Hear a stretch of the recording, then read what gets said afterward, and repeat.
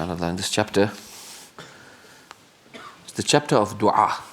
And subhanAllah, through Duaa, a believer beseeches Allah, begs from Allah subhanahu wa ta'ala. Allah loves to be sought. Allah loves to be asked. The friend of Allah beautifully says, لا تسألن بني آدم حاجة وسل الذي أبوابه لا تحجب الله يغضب إن تركت سؤاله وبني آدم حين يسأل يغضب.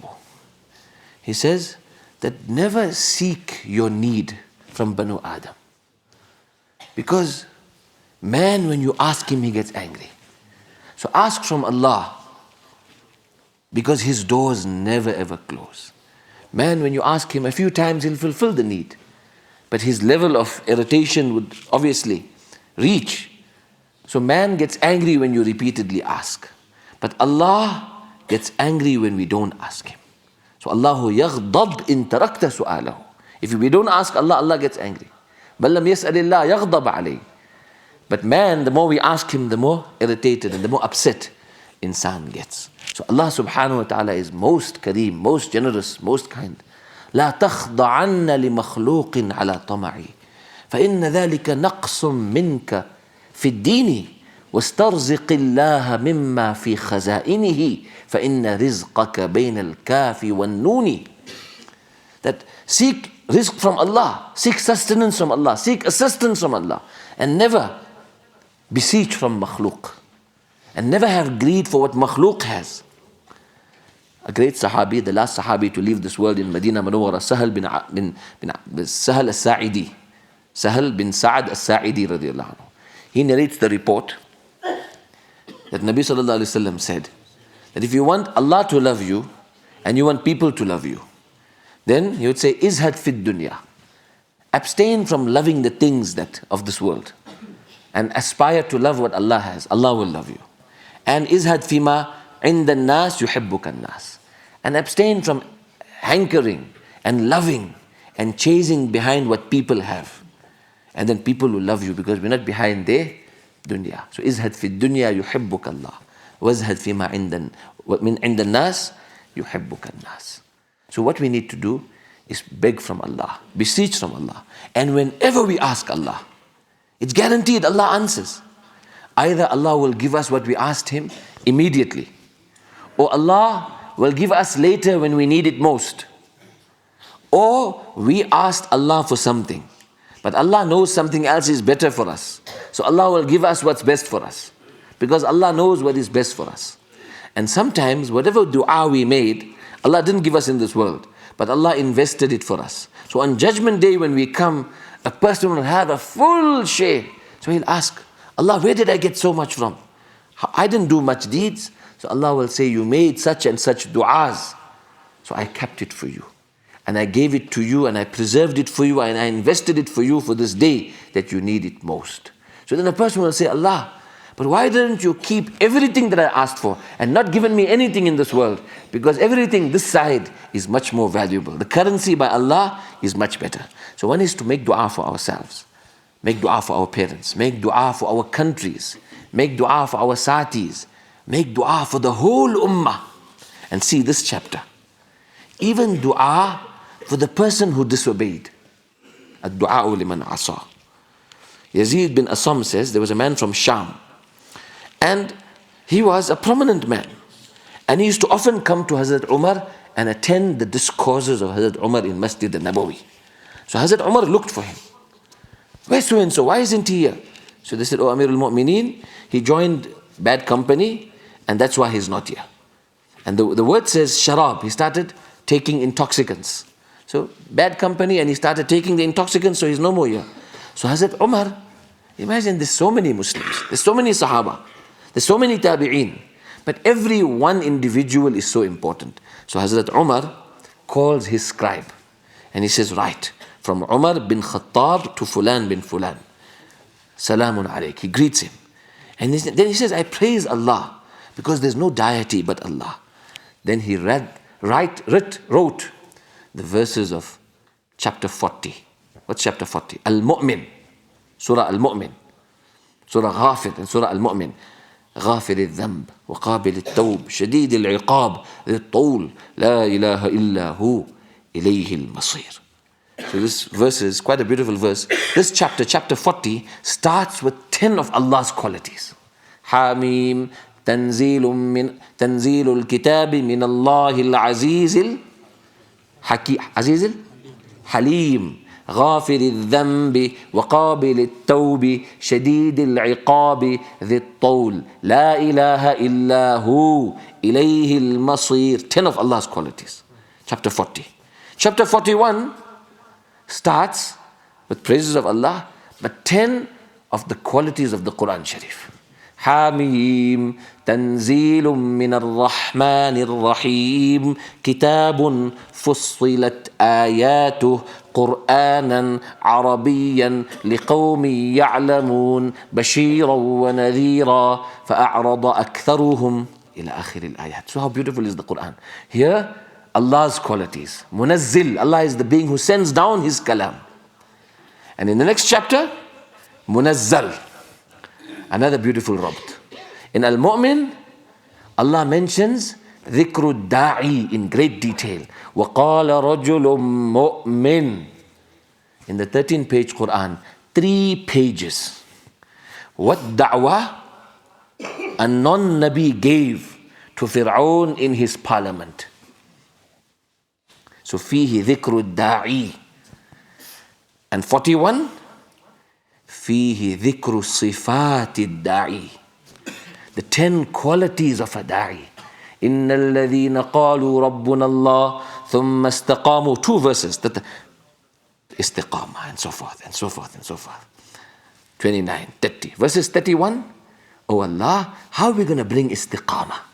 So Quran Sharif brings for us 10 qualities of bringing istiqamah. وَمَنْ أَحْسَنُ قَوْلًا مِّمَّنْ دَعَا إِلَى اللَّهِ. How beautiful. 10 qualities of da'wah, of the da'i. So how beautiful is the Quran Sharif. Quran Sharif, we can live our entire life and learn and more about the Quran Al-Kareem. So here Hazrat Umar writes this letter to this individual. Then Hazrat Umar says to his satis, the ashabi, make dua for your brother, that Allah bring him and accept him. When the letter of Hazrat Umar reached him, فَلَمَّا بَلَغَ الرَّجُلَ كِتَابُ عُمَرَ رضي الله عنه. The man would read the letter and he would repeat it and read it frequently. And then he's saying, غَافِرِ الذَّنْبِ قَابِلِ التَّوْبِ شَدِيدِ الْعِقَابِ. Yes, Allah is warning me of His punishment. But Allah has promised to forgive me also. وَوَعَدَنِي أَن يَغْفِرَ لِي. And he kept on reading, and it inspired him. Then he came. ثُمَّ بَكَى ثُمَّ نَزَعَ فَأَحْسَنَ النَّزْعَ. He corrected his life and he changed his life totally. When his karguzari reached Hazrat Umar, فَلَمَّا بَلَغَ عُمَرَ خَبَرُهُ. When his karguzari, his story reached Hazrat Umar, Hazrat Umar was so happy. He said, هَكَذَا فَاسْنَعُوا. This is how you do it. This is how you must do it properly. فَاسْنَعُوا. Sana'a is also to do something properly. Sunat, maharat se banana. To do something nicely. Do it properly, not haphazardly. فَاسْنَعُوا. This is how you do it. إِذَا رَأَيْتُمْ أَخًا لَكُمْ. If you see your brother, zalla, slip in any manner, assist him, help him, bring him, reassure him within himself concerning himself. وَوَثِّقُوهُ سَدِّدُوهُ.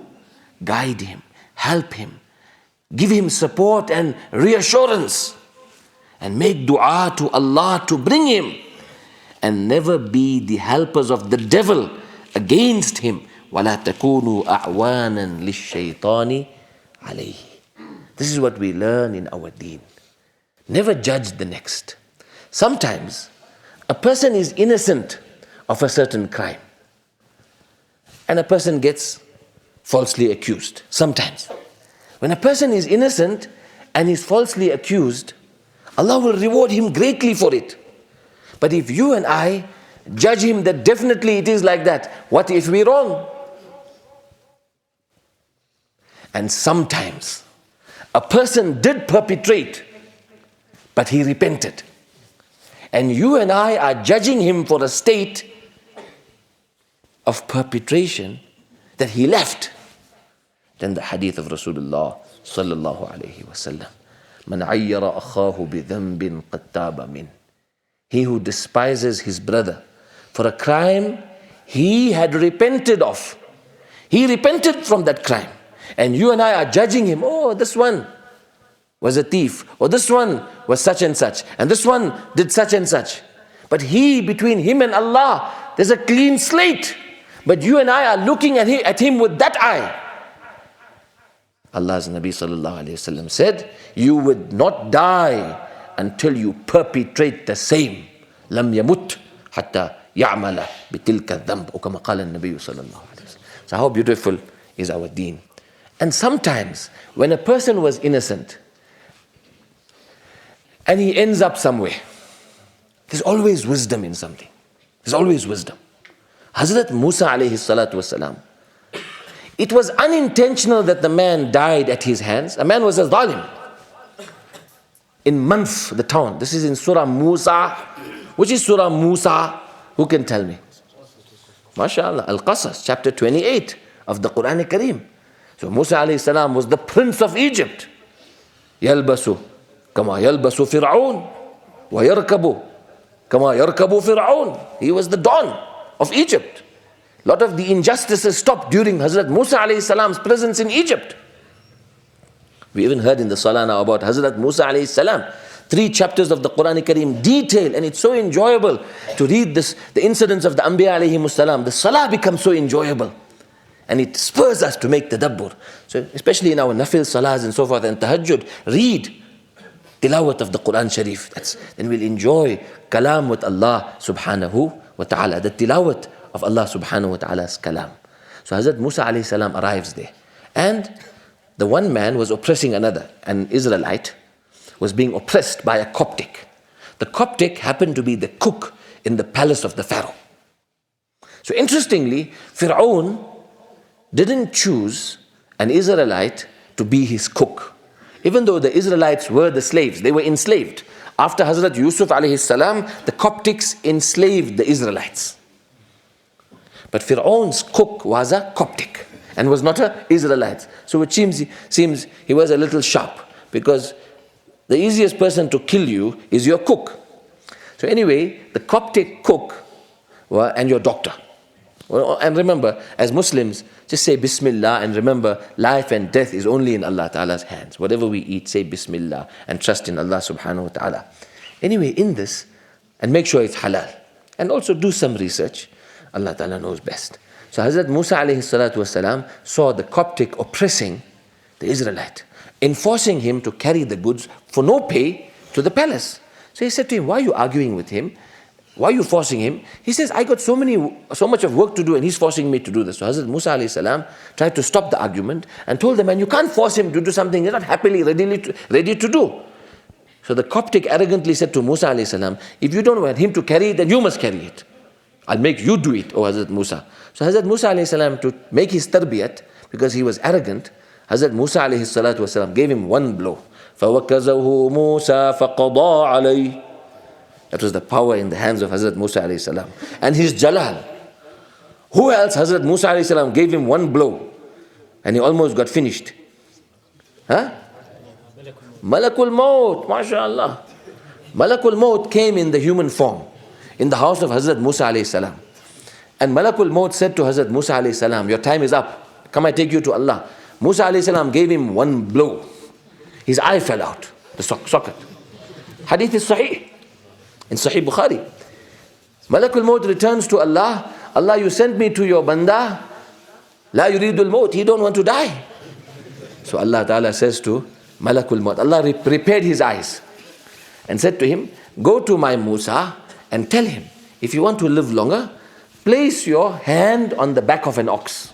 And for each hair strand and fiber of hair in the back of the ox, I'll give you 1 year. So the angel of death comes to Hazrat Musa alayhi salam. You put your hand. You want to live longer? Allah will give you. Then Musa alayhi salam asked, what will happen then? He says, then you have to die. But Musa alayhi salam's intention was, will I then be able to enter Palestine with my people? No, that's not decreed in your lot. He says, then what's the use to live longer? Then take me away. So we learn from this hadith a few interesting things. Why did Hazrat Musa alayhi salam give him one blow? Either he came in human form into his house and he didn't realize this was the angel. And it happened before. Ibrahim alayhi salam was in his house, 3 angels came. He didn't know they were angels. He went, he thought Allah's mehman, he didn't even know who they are, travelers. He went to bring the best meal. Not like you and me, we see mehman, we running the other way. Hazrat Ibrahim alayhi salam went inside, presented the best meal. This is in the Quran Sharif, isn't it? He didn't know they were angels. So it's possible that he didn't know this was Malakul Maut that entered his house. So he gave him one blow and his eye came out. Like in the hadith, Nabi Sallallahu Alaihi Wasallam said, do not look into another man's house. Otherwise your eye can get poked out. So that's also in the hadith, isn't it? So probably that's one interpretation of that. And the other reason why he gave one blow was, Hazrat Musa alayhi salam gave him a clout that you want to take me. Did Hazrat Musa alayhi salam not want to die? No. Musa alayhi salam loves to meet Allah. But the reason why he gave the blow to Malakul Maut was, for him, he wanted to take his people into Palestine. And his understanding is, my job is not done yet and you want to take me? So Anbiya alayhimus salam don't want to go until they get the work of Allah done. That Bani Israel have to be taken into Palestine. You understand? قال رجلان من الذين Musa alayhi salam said to them, come, let's go. Inna fiha qawman jabbarin. No, there's jabbarin there. We're not prepared to go. اذهب أنت وربك فقاتلا. This was the arrogance and the stubbornness and the laziness of the Bani Israel. Allah save us. So as Sahaba said, we'll never tell you, O Nabi Sallallahu Alaihi Wasallam, like how Bani Israel told Hazrat Musa alayhi salam. To complete our discussion. So Musa alayhi salatu wasalam gave him one blow, isn't it? He died. Isn't it? But Allah's wisdom there was, Allah wanted to take Musa alayhi salam to another town. Isn't it? Where? To Madian. So sometimes Allah makes something happen for somebody to go somewhere because Allah wants to take some work of deen from that person in that place. Allah Ta'ala had something special for Hazrat Musa alayhi salam in Madian. So sometimes that also happens because Allah subhanahu wa ta'ala is so amazing and so perfect. Allah accept us for His deen. Let's make our sunnah and let's not run out, isn't it? How many sunnah are we going to make? 2 or 4? 4. And then after that you read your witr, inshallah. How much of thawab there is in that? What did Abdullah bin Mas'ud radiallahu anhu say? You get the reward as though you read those 4 on Laylatul Qadr. And the report is Sahih.